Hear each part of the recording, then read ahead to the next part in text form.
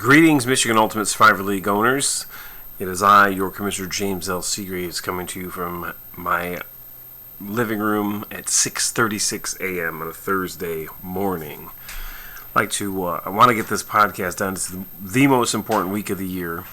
I got a full slate today, so I'm doing it early. My voice is a little low because of the fact that, family's sleeping still. First of all, I'd like to apologize for the shitty podcast last week. I had a masterful podcast that was made that I'd spent 22 minutes on, and my stupid cat unplugged the computer, and nothing was saved. Now, I will warn you, this could happen again. I've built a pretty easily penetrated barrier around the outlet for where my computer is, but we'll see. I'm hoping the cat doesn't come anywhere near here. Although she is right near me now, which makes me nervous as hell. So I'm going to cut to the chase.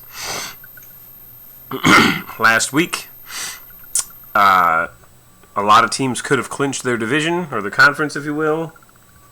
They didn't. Most of them did not. I'll have to double check. I went through yesterday morning and got all the notes around and stuff, so I'm going to circle back on them. So it's kind of like learning of them the first time. Now, as you've heard me say many times, the top 20 numbers don't really matter at the end of the day. And you're going to see this right now. I haven't even updated them this week because from here on out, it doesn't really matter. It gives you a good gauge as to where you are, but ultimately it doesn't mean anything. So, here's why. The number one team in the nation right now, Fly Eagles Fly, not even winning their conference. So, that proves right there that at the end of the day, the numbers don't mean much. If you're ranked high, you're doing well. That is true. But at the end of the day, Fly Eagles Fly, they might not have as many points as whoever's leading their conference, which would be Taco Tuesday. They have more points than Taco Tuesday, but obviously Taco Tuesday beat them, which is why Taco Tuesday is higher because of the tiebreaker. So, that's where we are, okay? Looking ahead, conference by conference is the final week, okay?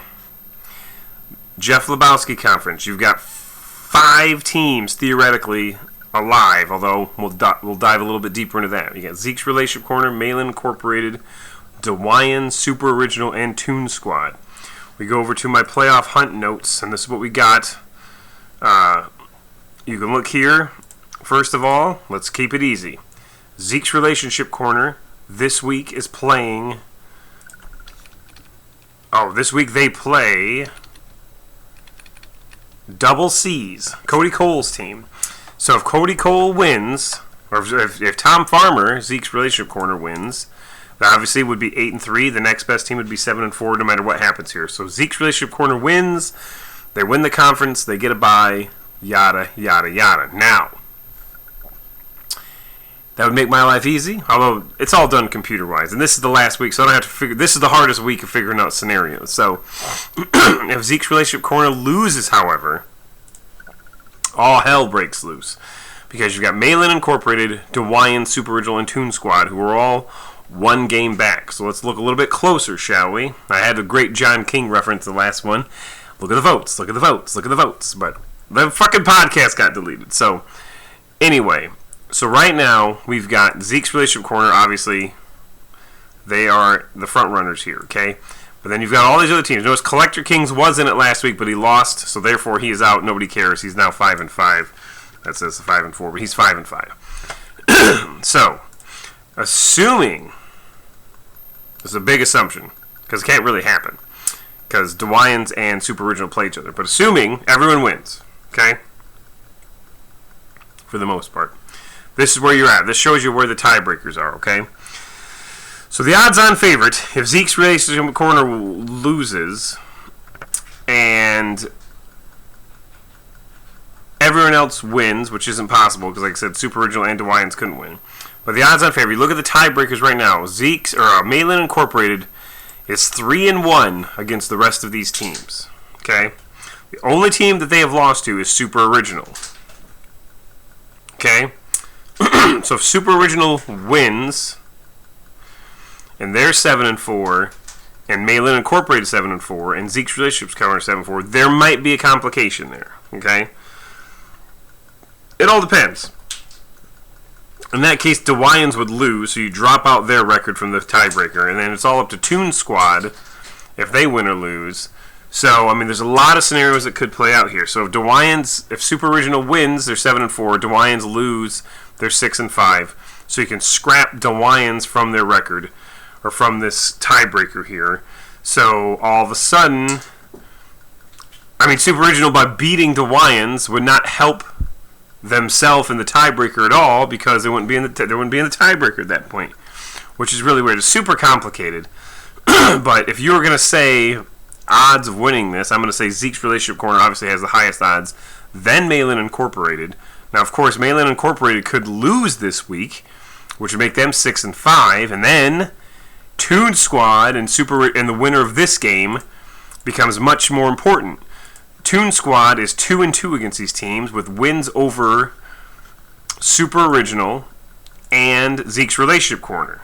So if Toon Squad wins, Super Original wins, Malin loses, and Zeke's Corner loses, then Toon Squad could easily win this conference. However, if DeWyans were to win, that would not be good for Toon Squad, because Toon Squad lost to DeWyans. So there's a lot of things that could shake out here. In fact, too many things to really break it down. I mean, this kind of gives you an idea where you're at, but there's a lot of scenarios here. Malin Incorporated sitting best. Super Original, Toon Squad sitting probably second best, besides Zeke's Relationship Corner, of course. And then you get down to Super Original and DeWyans, who are possible. I mean, it's possible, right? If DeWyans wins, they'll be 7-4, and everybody else loses. It would basically be a two-way tie between Zeke's Relationship Corner and DeWyans lost to Zeke's Relationship Corner, so that does not bode well for them. Super Original would be in the same situation here. So Zeke, even if Zeke loses, he's going to be okay, I think. If Zeke loses, what he does not want to have happen is have Zeke lose, have Malin win, or Toon Squad win. Those are the two teams that really have a chance at upsetting Zeke's Relationship Corner. But again, you could have multiple teams, and the tiebreaker could be crazy. So we'll keep an eye on this one, okay? A lot going on there. But those are the teams that are still alive. Unfortunately, Collector Kings are out of it. We go down to the Kirk Lazarus Conference. Namtab Knights, as you saw, scored 4 points last week. They already have won this conference, so they're going to essentially get 3 straight byes with last week, this week, and next week, of course, because next week when the playoffs start. We'll dive more on that here in a minute. The Ron Burgundy Conference, we said it might happen, and it's set up to happen. If you look right here, we've got these 3 teams theoretically vying for position. However, the Dublin Drunks are a extremely unlikely champion, and here's why. If you look at this, these are the 3 teams that matter right here. Let me just block those out there. First of all, Nasty Nutria and Sag Nasty Notch Above Touch Notches, they play each other this week. Nasty Nutria wins. They're 9-2, which would be an amazing record, by the way. Congratulations if you do win. And you would win the conference, or she would win the conference. Sag Nasty beats his own sister, though. And then all of a sudden, it's 8-3 and 8-3. Okay, and obviously, if Sag Nasty beats Nasty Nutria, he'd have the tiebreaker over her. That's all that matters if Dublin loses. If Dublin wins, and this week I believe they are playing... I don't have their game, who they're playing. Let me see. The Dublin Drunks are playing Bleeding Blue Bombers. Pat Provost Sr., not really having the greatest year. 4-6, but he can play spoiler here. If Dublin wins, then all of a sudden, all the teams are 8-3 if Sag Nasty wins. Now, at that point, this is where it gets a little more complicated. Right here, you see these are the records. If Nasty Nutria loses, Sag Nasty wins, and Dublin wins, all 3 of the teams would be 8-3. They all be 1-1 against each other, which is why it would go to points. Which is why, if you look at this situation here, this is why Dublin has a very, very slim chance at winning this, because they would have to outscore both of these teams significantly.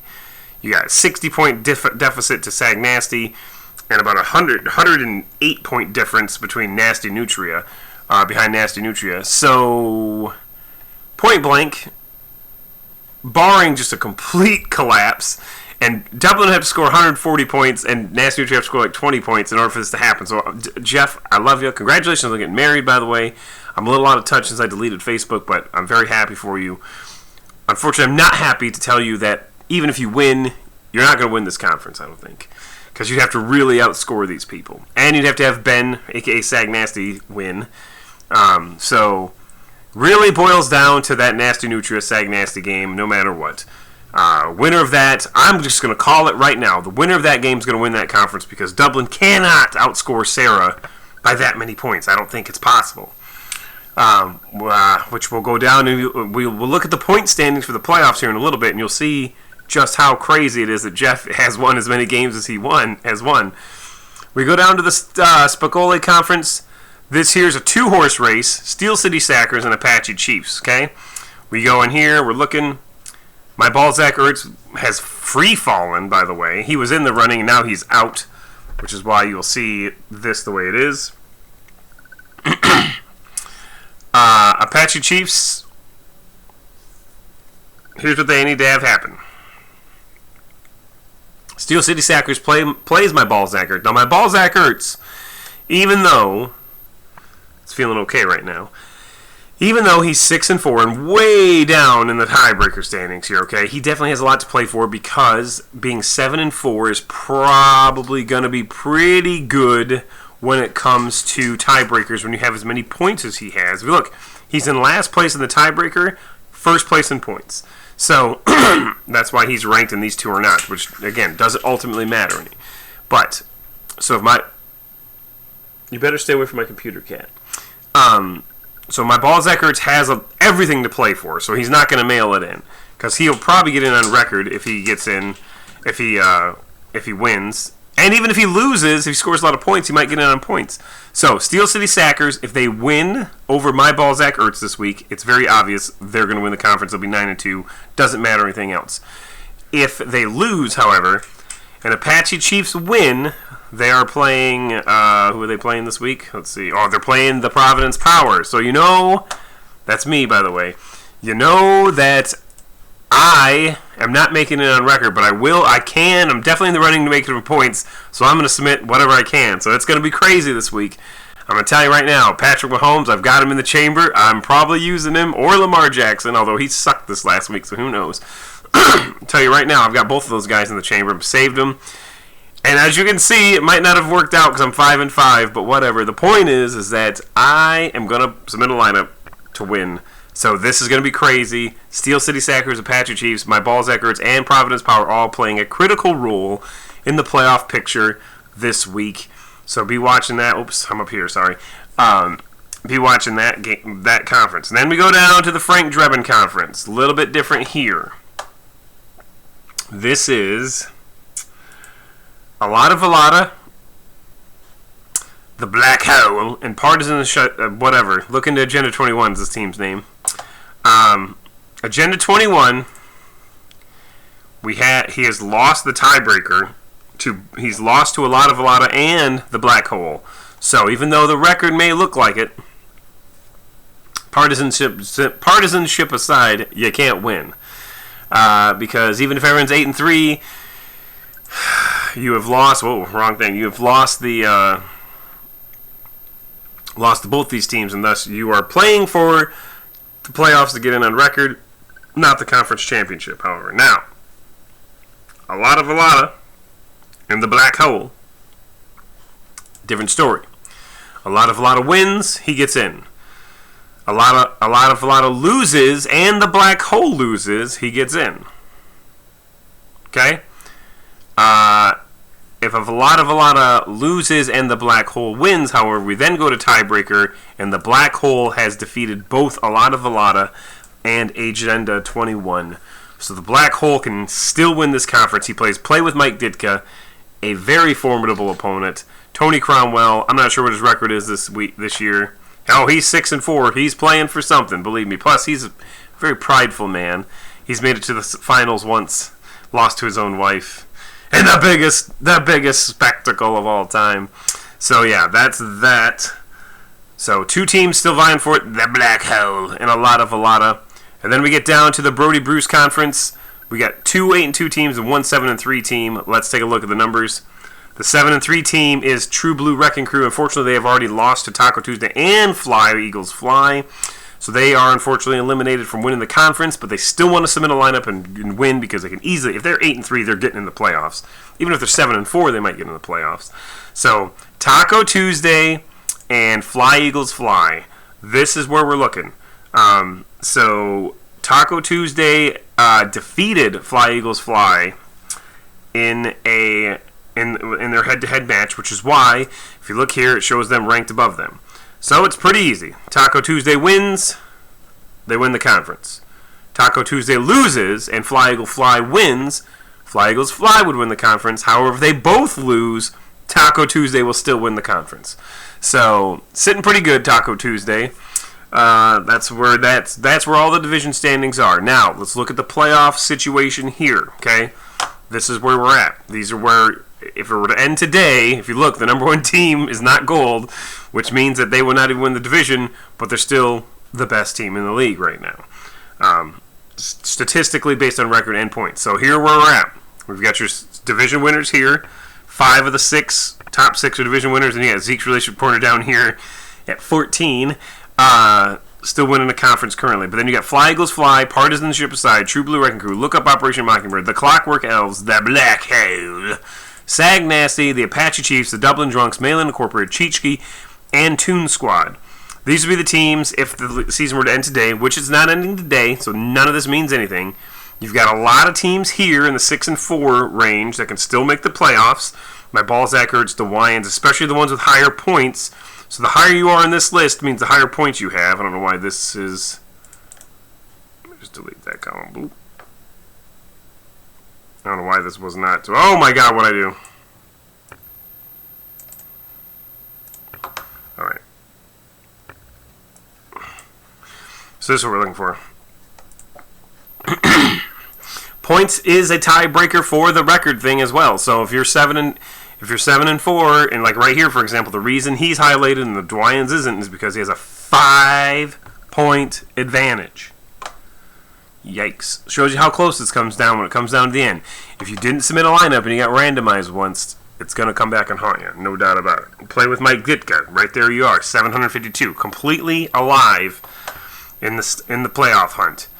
Because you have to figure half of these teams are going to win, half of these teams are going to lose. So when you figure half of these teams lose, I mean, you're looking at a lot of 7-4s, a lot of 6-5s. With this here, half of these teams would be 7-4 too. So anyone who's 6-4, maybe not pass where this Taco, because he's way down in the points. But Carry On Wayward Son and above, including Super Original, Play with Mike, I think all these teams can still get in based on record. Okay, and then we go to points. And here we are again. Oh, here we are again with this damn thing. Hold on, let me remove these columns here. I'll do this. Okay. Here we are again with where we are in the point standings.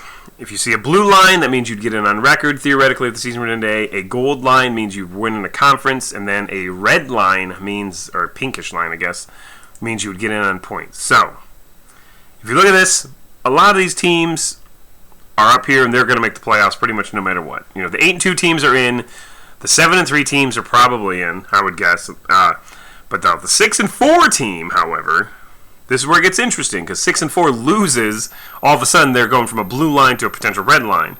So these 6-4 teams here, especially this 6-4 team here, could quickly shift from getting in based on record to getting in on points, which would shift all this down. So this is what we do not want to see. We don't want to see teams with a blue line in this line, because that means for people like myself, aka right here, that's one more possibility to snag in that spot. So, when you factor in, we're going to count from Malin and well, I guess we'll factor from Chubb Ertz down, okay? These last 4 spots go to points, okay? So we're looking at 835 is the number that you're going to have to, like, overcome, essentially. So if you're looking at these, well, we go down, well, yeah, because I'm going to stick with that, because Malin Incorporated is only 1 point behind them, and if they lose this week, then all of a sudden 835.4 is the number that you're going to have to worry about competing against. So Tenacious D would have to outscore people by 8 points, essentially. Easily doable, okay? You get down here to these 6 and 4 teams, and these are going to be a problem, too, if they lose. So these teams here could easily be alive in the playoff hunt for points. 826, 817, 812, 807, 807, 803, 800, 800. 35 point down on, the Mac Attack is back, Jack. We can't even see them. There they are. We're going to go down to the black hole. And we're gonna go down to about 60 points down, because theoretically 60-point swing could easily be done. Team scores 120 points, other team scores 60. That seems reasonable. Anything beyond that, we're gonna say season's over. Okay, so 834 minus 60 puts you to about 770. So we're gonna go down here to about right here. It is within the realm of possibility, however unlikely, that any of these 774 teams could win. Anyone below here could theoretically do it, but it's very unlikely. I mean, even these are unlikely. I mean, you're looking at, not only would these guys have to score 120 points, all of these guys have to score basically nothing. So it's very unlikely. But, I mean, realistically speaking, I think anyone, the 797, so I'm going to say the Nasty Nate's Fruit Cocktail up. These guys have a legitimate shot at making the playoffs based on points. Anyone from 774 up has an outside chance. Anyone below 774 is pretty much no chance at all. But here's what's wild on the points, okay? If you look, we're scrolling down. Okay, we're going to start up here at the top. And we're going to scroll down and scroll down and scroll down. And you see Sag Nasty there. They have a chance of winning the conference. They're 29th in points. We're going to keep scrolling down. Here you got the Steel City Sackers, 35th in points, and they're winning a conference, right? We're scrolling down further. Apache Chiefs, 38th. Nantab Knights, 40th. And now, granted, they have a legitimate reason to be here because they submitted a lineup that scored 4 points this week. We're going to go down. Look at this. 54th and 55th in points. And these teams, one of them is winning a conference and 54th in points. It's absolutely nuts. You talk about just squeaking by. I mean, he's at 722 points for, 667 points against. That's nuts, man. So I tell you, there's a lot of luck in this league, and that's what I mean, man. Because when you're 55, 54 and 55, you are on this. You are visible with the worst teams in the league on the same page without having to control minus or whatever. So that's where you're at. So a lot of stuff to be settled still. This is the best week, and the fact that the Millers / Krasanskis are playing each other. Brother versus sister for the title. Cousin versus cousin for a chance to knock out one. There's a lot of family drama happening this week. It's rivalry weekend. So I'm watching my cat. Make sure she doesn't come near here. I might hit the stop recording button real quick if she does. So that's where we're at. Now, reminder that every win counts. Okay, I'm going to finish up on a note here. 2 sections. Number 1. There are 4. You see these 4 spots here that are pink. There are 4 additional spots that are drafted by a lottery. In this case, it'll be a Wheel of Fortune, where we're not solving puzzles, though.